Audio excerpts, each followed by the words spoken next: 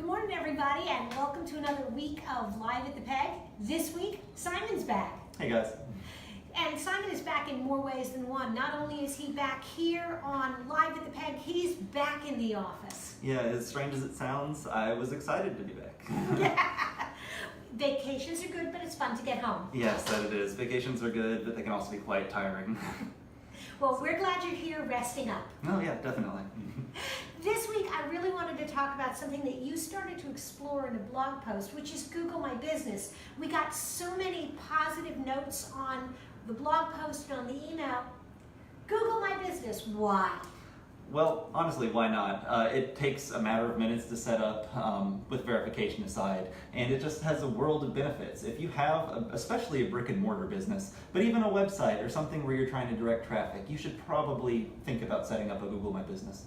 And the trick there is you can put links from Google My Business directly to your website. Precisely. So Google My Businesses are displayed in what is called a search engine response page, or a SERP for short.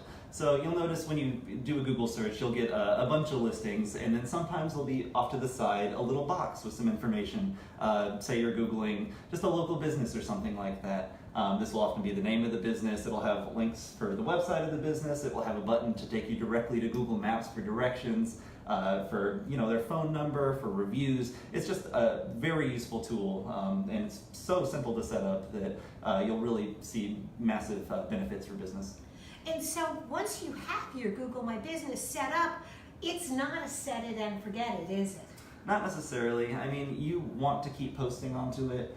You want to, of course, make sure that all your information is up to date. Say you change location or phone number. People are going to be using the Google My Business a lot for voice search, so you need to keep in mind that when people are saying, "Hey Alexa, look up this business," that everything's grabbing correctly and they're getting the information that they're looking for. And there is a podcast interview that I did with Brian Kaplan, who is a trainer for Google My Business, and we'll put a link in the show notes, so I don't want to steal his thunder. But definitely one of the things he said was that we need to be taking advantage of the posting tool. Sure. And I know that's your job here at Roundpeg. Right, so we try and post weekly, but I mean, as much as you can post, people are going to be seeing this. If you're getting traffic on your website, people are Googling your business name, and this is just kind of an added way to get some extra content in front of somebody. So you're holding a special event, or say something, we do here this week at the Peg. Sometimes I like to include those just as a little bit of a company culture kind of thing. We're human too, so we want to show people who we are and what we do. And you have an opportunity with Google My Business to create permanent content, photos and stuff, and then this kind of disposable content.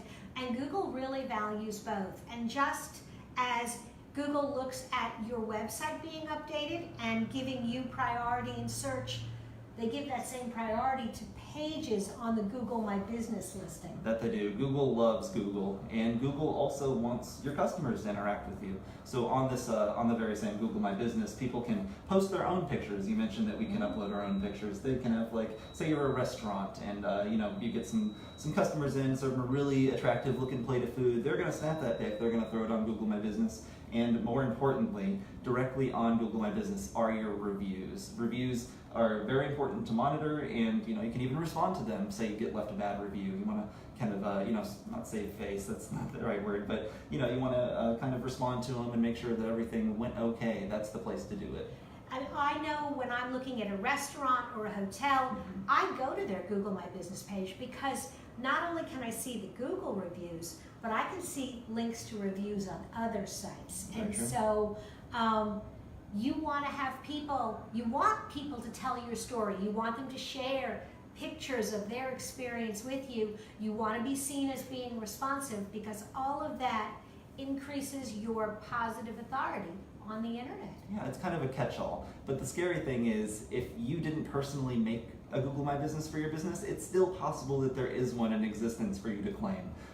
You'll need to kind of go in and either verify your brick and mortar property or even your digital website property in order to kind of claim that and respond to reviews. But if it's just floating out there in the web universe, you want to put a lasso on that. Absolutely.